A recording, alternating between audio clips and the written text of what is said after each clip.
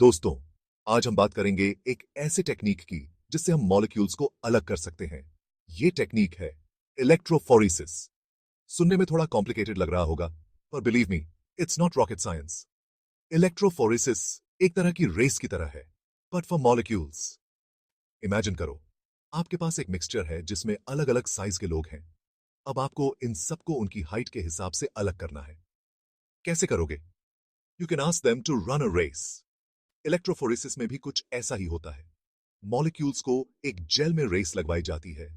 Jail एक तरह का रेस ट्रैक है जिसमें मॉलिक्यूल्स मूव करते हैं।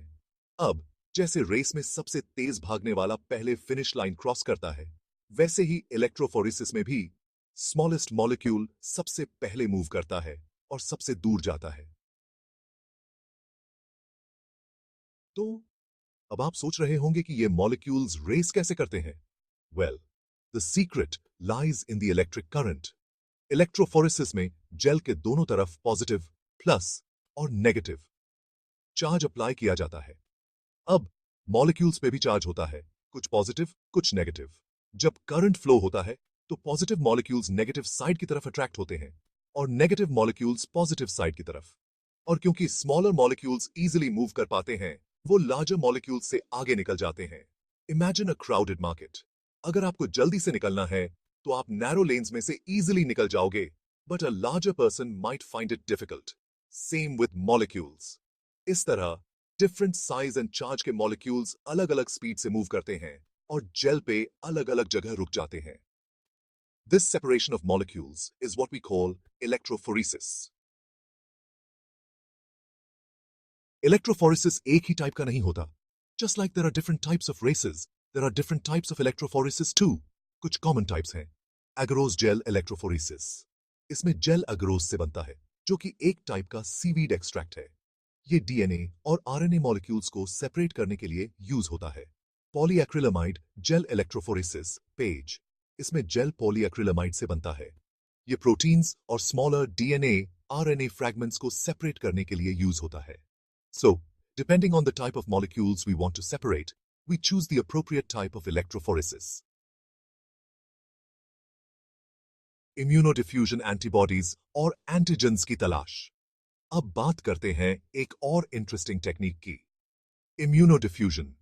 Imagine a game of hide and seek, but with molecules. In immunodiffusion, we try to find out if a specific molecule, antigen, is present in a sample, and we use its partner molecule, antibody, to find it.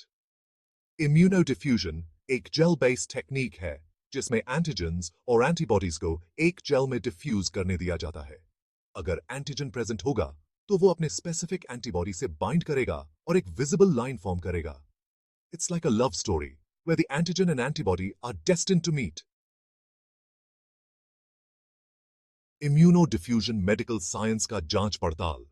इम्यूनोडिफ्यूजन का use medical science में बहुत important है। इससे हम various diseases की diagnosis कर सकते हैं। फॉर एग्जाम्पल, अगर किसी को एचआईवी इंफेक्शन है तो उसके ब्लड में एचआईवी एंटीबॉडीज प्रेजेंट होंगे। इम्यूनोडिफ्यूजन की हेल्प से हम इन एंटीबॉडीज को डिटेक्ट कर सकते हैं और एचआईवी इंफेक्शन की कंफर्मेशन कर सकते हैं। इसी तरह इम्यूनोडिफ्यूजन का यूज और भी कई डिजीजेस जैसे कि hepatitis, rheumatoid arthritis and lupus की डायग्नोसिस के लिए किया जाता है। कंक्लूजन, इलेक्ट्रोफोरेसिस और इम्यूनोडिफ्यूजन साइंस के सुपरस्टार्स। तो आज हमने इलेक्ट्रोफोरेसिस और इम्यूनोडिफ्यूजन के बारे में जाना। ये दोनों टेक्निक्स साइंस के सुपर पावर्स हैं जिनकी हेल्प से हम मॉलिक्यूल्स के सीक्रेट्स को अनवेल कर सकते हैं। इलेक्ट्रोफोरेसिस से हम मॉलिक्यूल्स को सेपरेट कर सकते हैं, जबकि इम्यूनोडिफ्यूजन से हम स्पेसिफिक मॉलिक्यूल्स को डिटेक्ट कर सकते हैं। ये दोनों techniques medical science, research and biotechnology में बहुत इंपॉर्टेंट रोल प्ले करते हैं। होपफुली अब आपको इलेक्ट्रोफोरेसिस और इम्यूनोडिफ्यूजन के बारे में बेटर अंडरस्टैंडिंग हो गई होगी।